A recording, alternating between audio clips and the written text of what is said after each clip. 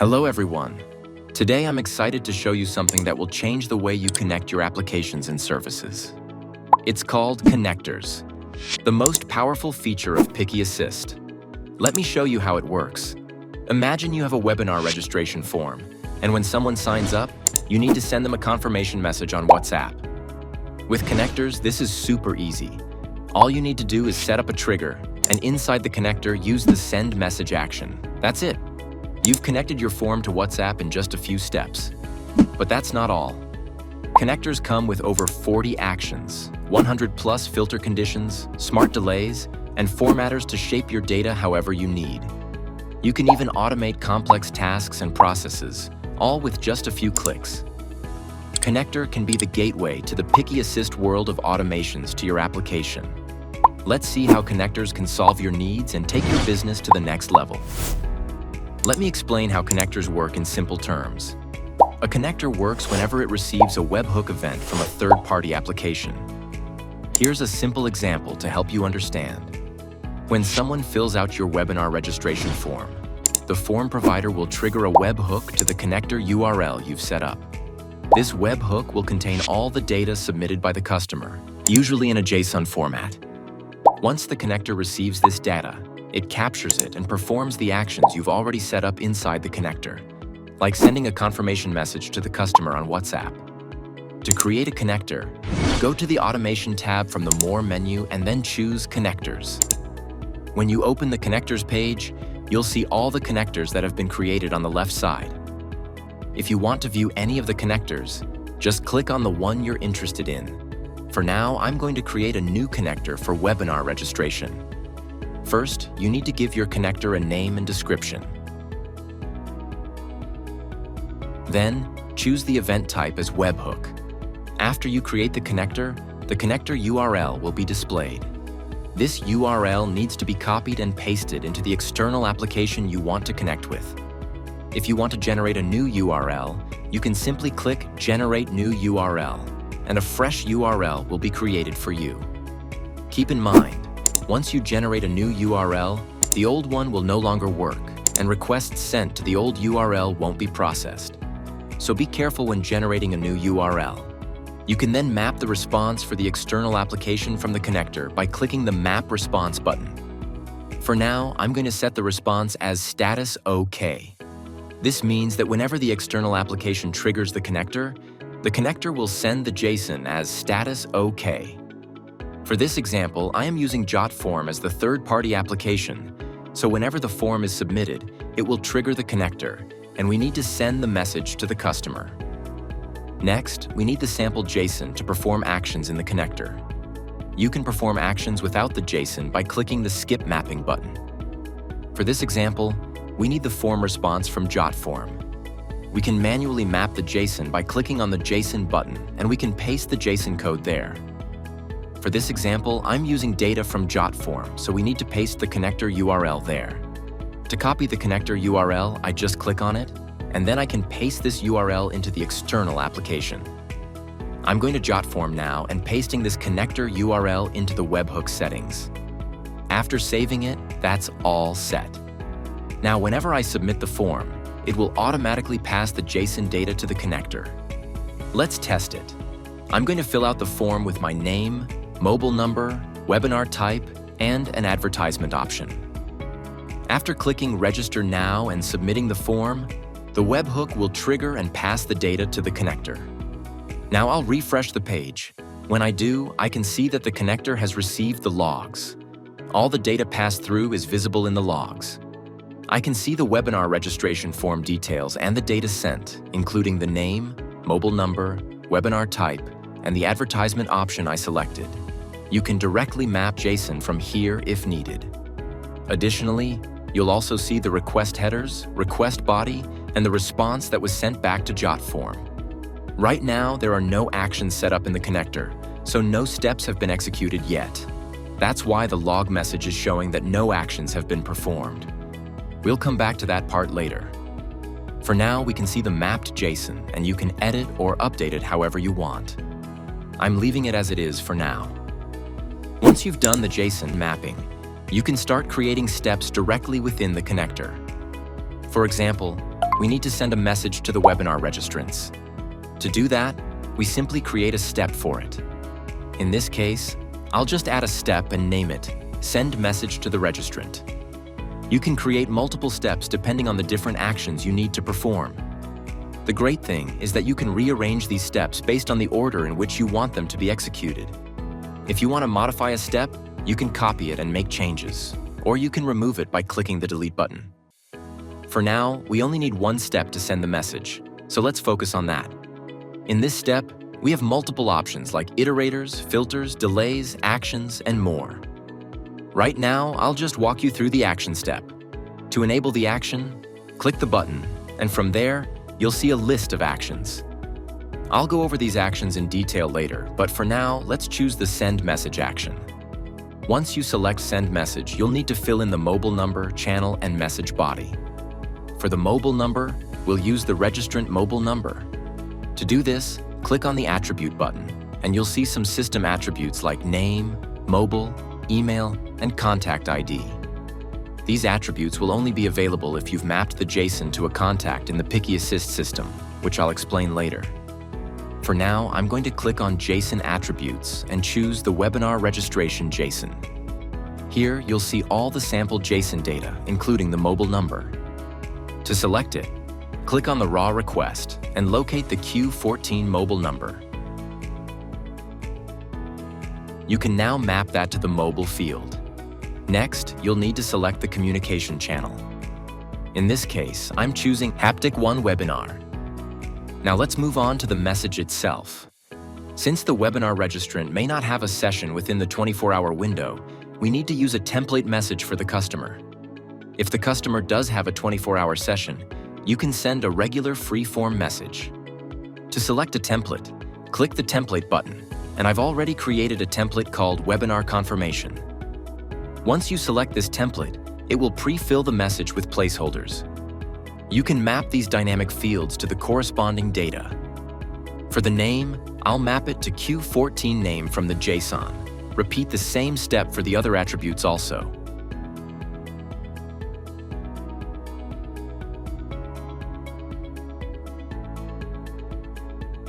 Once all of that is set up, we can save the connector.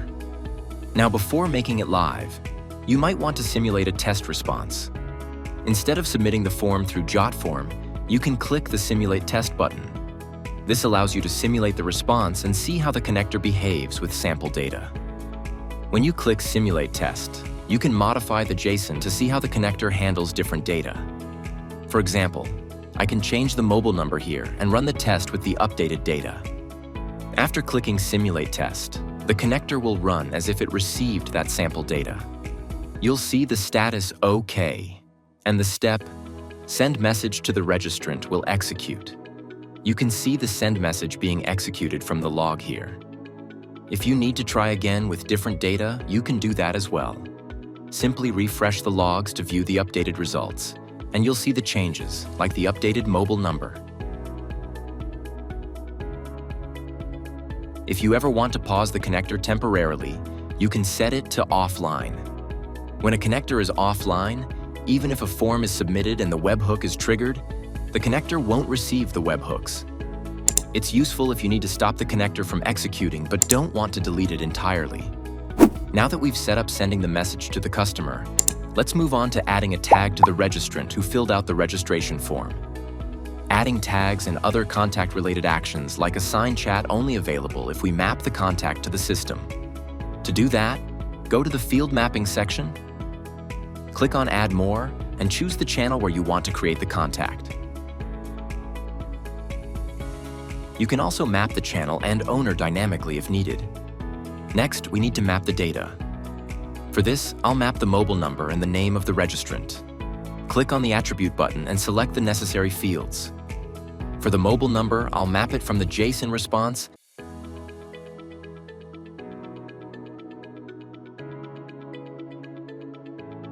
and similarly, I'll map the name in the same way.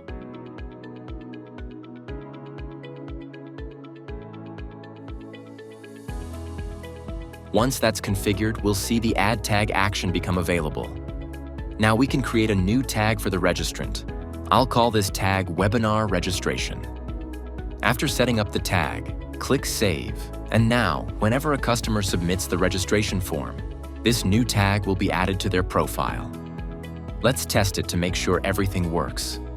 Go back to the connector layer, and from there, you can check the customer profile. You'll see that the tag has been added to the registrant's details successfully. Now, I want to add another scenario to this connector. Passing the form submission details to our internal system if the customer clicks advertisement as the source. The first thing we need to do is check how the customer learned about the webinar registration. In this case, we're looking for registrations that came from advertisements. To do this, we create a filter. It's like setting up the step to execute only if it passes the condition. To create the filter, click on the filter variable and map the necessary attributes.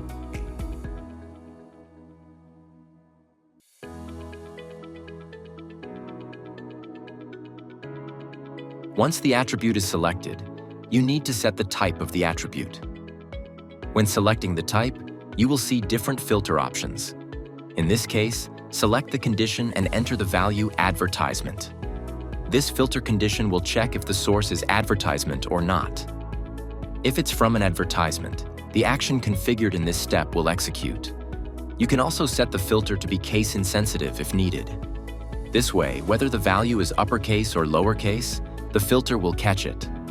Additionally, there are many other filter conditions and field types available in the connector that you can use based on your requirements.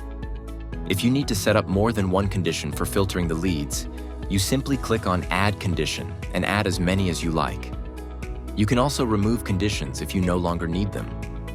Once you've added all the necessary conditions, you'll notice two options for matching them: Match All and Match Any. If you choose Match All, it means that every single condition you've set must be true for the filter to be triggered. If you choose Match Any, then just one of the conditions being true will be enough to make the filter activate. In our case, since we're only focusing on one condition, the source being an advertisement, we only need one filter condition. Now, once the filter is set up and working, we move to the next step, the HTTP action. This is where we'll configure the HTTP request that will send the data to the third-party platform. To do this, click on HTTP request and go to the Configure section. Here, you'll give a name to the HTTP action so that you can easily identify it later. After naming it, you'll need to paste the URL of the third-party platform's API. This is where the data will be sent. For the headers, you'll need to add some information that helps authenticate the request. In this case, we're using an authorization token, so you select the bearer token option. Then, you just paste the authorization token into the field. This token is provided by the third-party marketing platform and ensures that only authorized requests can send data to their API. Next, you'll move to the body of the request. This is where you'll add the data that needs to be sent. For example, you might want to send the mobile number of the lead who came through the advertisement. To do that, you'll map the mobile number to the correct field from your data. In the same way, you'll need to add other relevant data, like the tracking ID or the submission ID.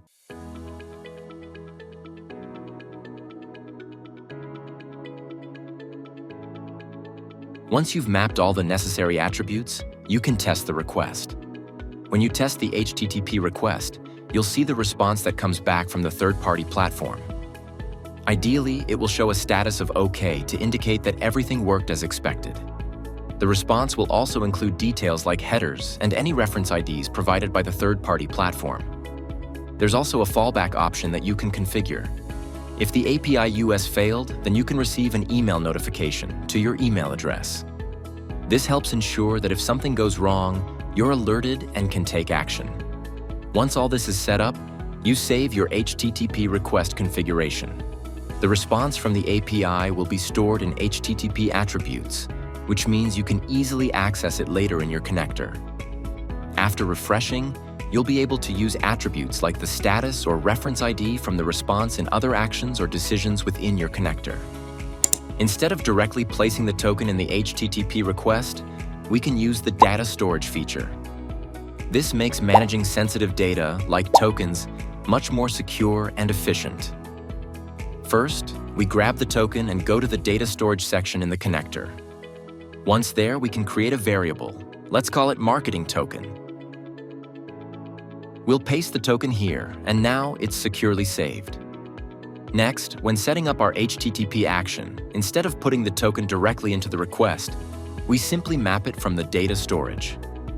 To do this, go into the HTTP request, select the marketing token we saved earlier, and it will dynamically pull the token from storage. We can also manage these tokens or other sensitive data through the automations and global variables pages. These options provide additional flexibility for creating and handling variables. Now, once everything is set up, it's time to test. Since we set the filter for leads coming from an advertisement, we can simulate a test run. If everything is working correctly, the filter will pass, and the HTTP request will be sent to the marketing API. If the filter condition passes, the process is successful. I want to add another functionality to this connector, sending a reminder message 1 hour before the webinar. Let's say a customer is attending a webinar on the 16th, and you want to send them a reminder, but specifically 1 hour before the event. If the webinar starts at 6 p.m., the reminder should be sent at 5 p.m. To set this up, we'll add another step in the connector flow. In this step, you'll configure the reminder message that will be sent to the customer. Here's where it gets interesting. To manage the timing, you'll use the delay feature. The delay feature provides several options. You can set the delay to occur after a certain number of minutes or hours from the previous step. In this case, you'll choose the custom option and configure it to trigger 1 hour before the webinar. You'll need to map the date from the customer's registration details and specify the correct time zone to handle different time zones. Here's the important part. You create a unique identifier for the delay, which in this case is the customer's mobile number. This identifier helps you track and manage the delay more effectively. The system will automatically ensure that if the webinar time has passed, we can set it as stop executing the further actions, so the reminder won't be sent out as the webinar is already over. This will stop the flow to prevent any unnecessary actions. Once everything is configured, you can save the setup. When you test the connector, you'll see that the reminder is set to be sent at 5 p.m. on the 16th to the customer. Now you have the flexibility to manage and monitor delays. You can view how many requests are in the queue and even remove or cancel requests programmatically if needed. This feature is useful when you need to adjust things dynamically depending on the situation. The delay feature is powerful for creating things like drip campaigns. For example, after a new registration, you can send a welcome message immediately, follow up with a product message a couple of days later, and send another follow-up after a few more days. This feature allows you to manage the entire sequence of messages, spaced out over time. We have a date in the format 16th of February 2025, 6 p.m., and you want to transform it into another format before sending it out to the registrant. To do this, you need to use the formatting feature. First, go to the Formatter section and add a new formatter. Name it, for example, Webinar Reminder Date, and set the type to Date and Time. Then, for the action, choose Transform Date. You'll map the date you want to transform, in this case, 16th February 2025, 6 p.m., and select the relevant time zone, Asia/Kolkata if the registrant is in India. Next, you'll choose the format you want the date to appear in.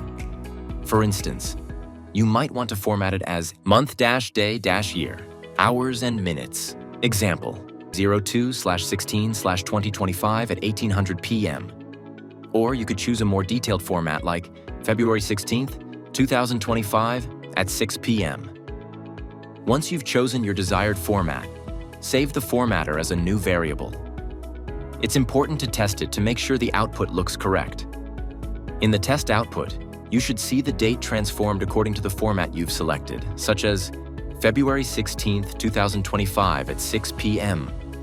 Now that your formatter is set up, you can use the formatted date in your connector. Just go to the section where you need to send the date to the customer, select the formatter variable, and map it to the appropriate place.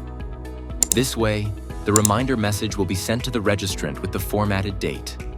But that's not all. The formatter offers a wide range of options beyond just date transformations. For example, you can perform various math calculations such as adding, subtracting, multiplying, or dividing numbers. This makes it easy to handle numerical data dynamically within your flow. Additionally, the formatter supports line item functionality, which allows you to work with lists of items, like extracting information from them or manipulating the data in bulk. It also has the capability to extract data from PDF into text, which is especially helpful if you're working with documents and need to pull specific details. Beyond that, there are several text transformation options available, including replace text, match text, and split text. You can also use match and replace multiple texts at once, making it incredibly efficient for cleaning or formatting text data. With these features, the formatter can do a lot more than just date conversions. It can help you transform and manipulate data in various ways to meet your specific needs within the connector. To send a reminder to all webinar registrants every day at 10 a.m., we need to set up a scheduled trigger for the connector to run at that specific time every day. This can be achieved using the scheduler feature. The scheduler allows you to configure the trigger for the connector based on a specified time and recurrence pattern. In this case, we configure the scheduler to activate daily at 10 a.m.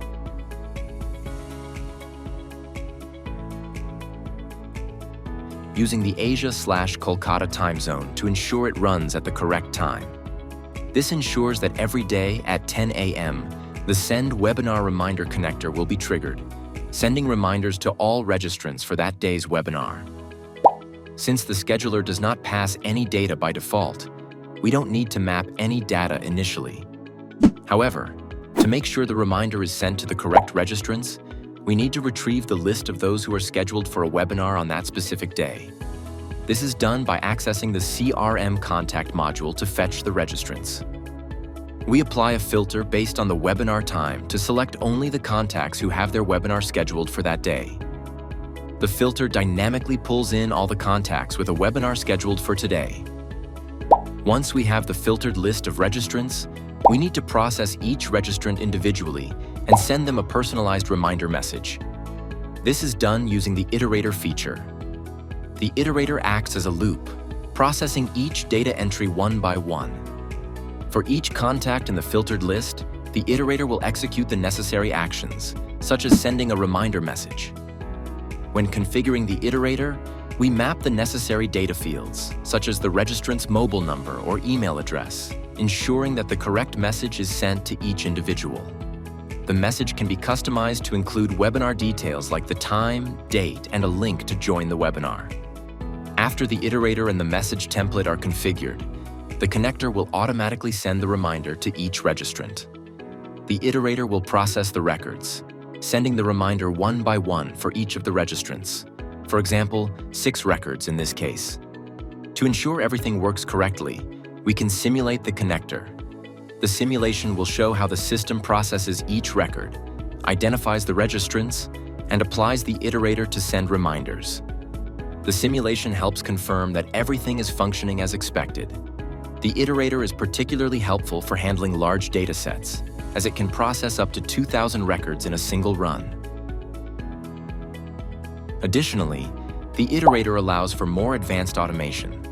You can enable the Execute Further Steps in Loop option, which allows each iteration to go through multiple steps before continuing with the next data entry. We can also map the contact on the Iterator, and each iteration loop have different contact to do the contact-specific automation actions. We can also map the contact directly onto the Iterator, allowing each iteration loop to handle a different contact. We can see all the actions available on our platform. The Send Email action helps to send emails to customers. You need to select the channel, where we allow Amazon, SendGrid, and SMTP mail. Then, provide the form address and reply to address, followed by the subject. We can send plain text messages using different attributes. Alternatively, we can select the HTML templates we've created and map the dynamic attributes from there. If you don't want to send a message to a particular customer who has opted out of the campaign, you can select the opt-out list here. Additionally, you can add attachments to this send email action.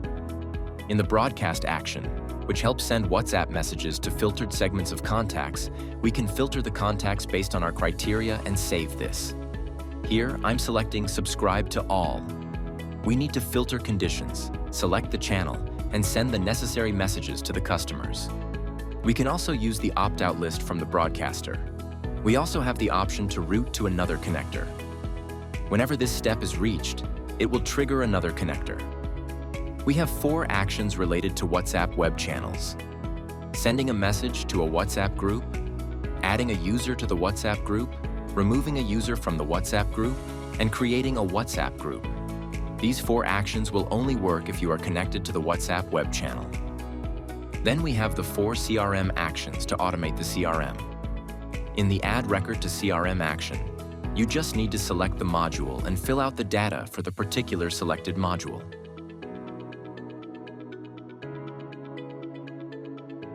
We have 2 options here. If we check Don't Create Record with Partial Data, the record won't be inserted if any validation fails when creating the record. If we check Don't Trigger Workflows associated with this model, the workflows associated with this model won't be triggered. You can search this record, apply filters, and select the conditions needed. For example, I'm selecting full name for the demo purpose. It filters records based on the name Shithish. You can limit the number of records and save them to a variable so that the record will be available for use in different steps. After refreshing, you can see the module attributes which we filtered. We can also update records with the Update CRM action. Select the filter condition. Choose the fields you want to update.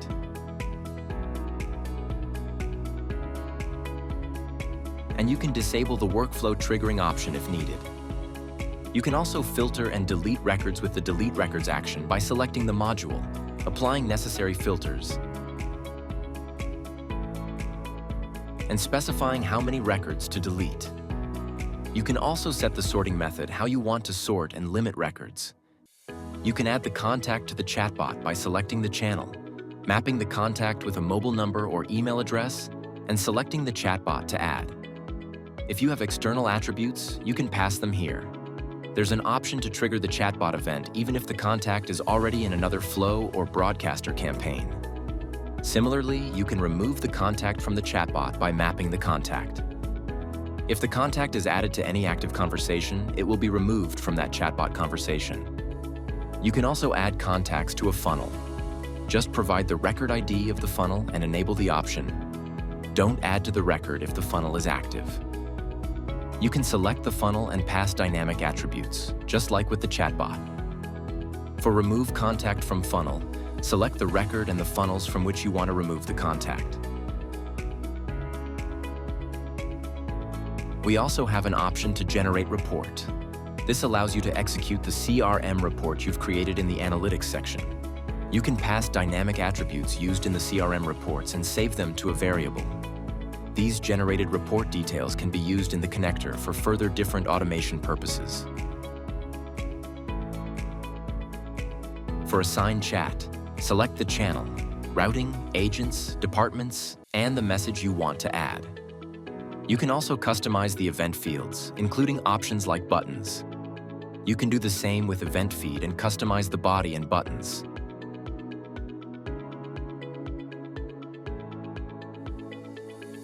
You can also kick out a user from a conversation. If you select this action, you can choose a user to be kicked out from the mapped contacts conversation. You can also remove all users from the conversation who are associated with the contact when we select Kick Out All User action. Additionally, you can set contact attributes, clear attribute values, and configure the Stop Processing Further action. If this Stop Processing Further steps is enabled, the steps following it won't be executed. You can change the owner of the contact by selecting the new owner and mapping the contact. To map the contact, select the channel, map the mobile number or email address, and the contact will be mapped accordingly. When the map contact is executed, all the contact-related actions will be done for the newly mapped contact regardless of which contact is mapped with global mapping. You can add and remove tags, add and remove categories, or even delete contacts by mapping the contact and selecting the necessary actions. You can also trigger a macro button automatically for the user using the Trigger Macro Button action. To do this, select the module. Choose the macro button and select the agent to trigger the action. You can dynamically map the record for the macro button you want to trigger. This means the macro button will be triggered automatically when the action is executed and the user is logged into Picky Assist. We can send instant notifications to agents to notify them of the latest updates. For example, if you want to notify an agent about a new lead on the screen, just choose the agent. Provide the notification title and description, and enable or disable the browser notification.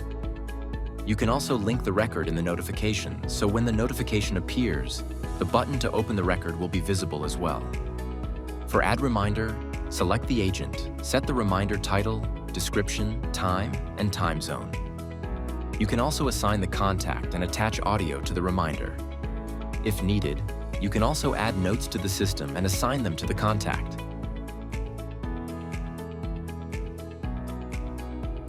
The Get User step helps you filter users from your organization dynamically using different filter conditions, making it easier to use them in further automations.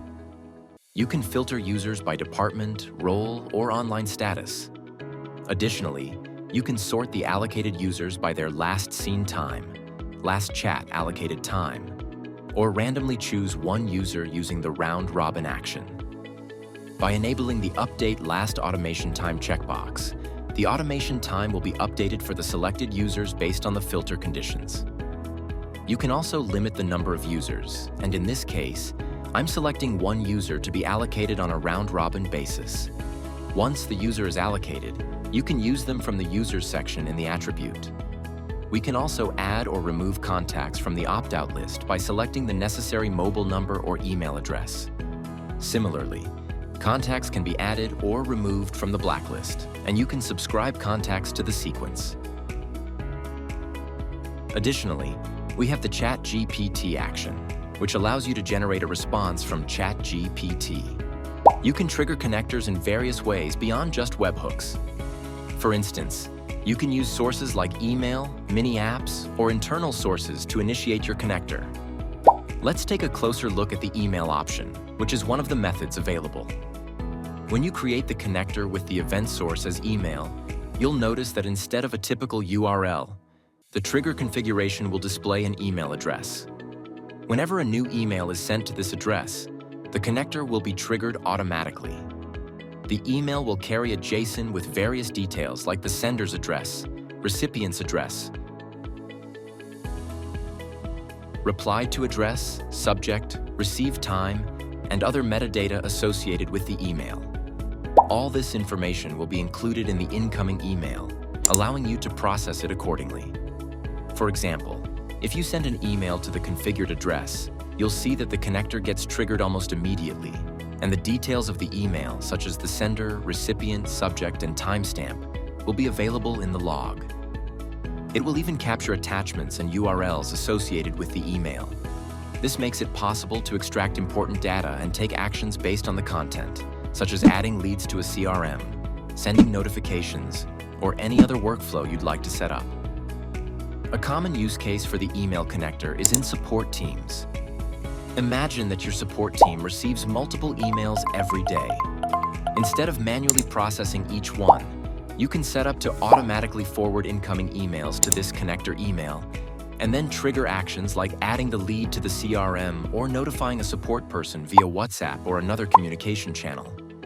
This streamlines workflows and makes it easier to manage incoming support requests.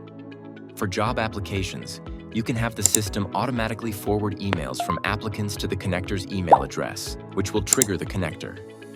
Once triggered, it can extract the applicant's details from the email, such as their name, contact information, resume, and other relevant information, and automatically add these details to your CRM. From there, you can set up follow-up actions, such as sending a confirmation email to the applicant, notifying the HR team, or even scheduling an interview. The email connector is a powerful tool for automating and streamlining tasks related to incoming email communications. We have an option to trigger the connector manually by clicking the button or submitting the form. This helps you integrate complex automations with just a few simple clicks. To do that, we need to create the connector and select the event source as mini apps. I am creating a mini app to manually create leads, send a welcome message, and add them into the lead nurturing funnel. Doing this manually is time-consuming and inefficient, which is where mini apps work their magic. Using mini apps, when we submit the form, it will trigger the connector, perform all the tasks in the back end, and provide a response to the user. To start, we need to click the mini app builder. Here you give the app a name. Let's call it Add Leads. You need to set a user icon.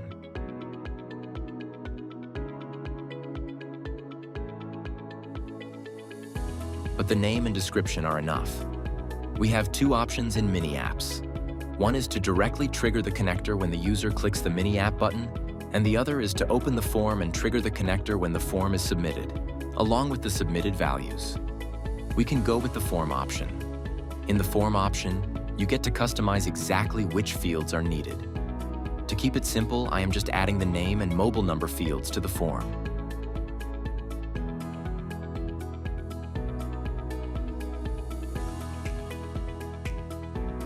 Within the form, you can add various fields and even set some as hidden, making the form more streamlined.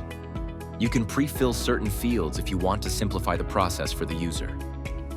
We also give you the option to map agent attributes and system attributes to ensure all your data is captured seamlessly.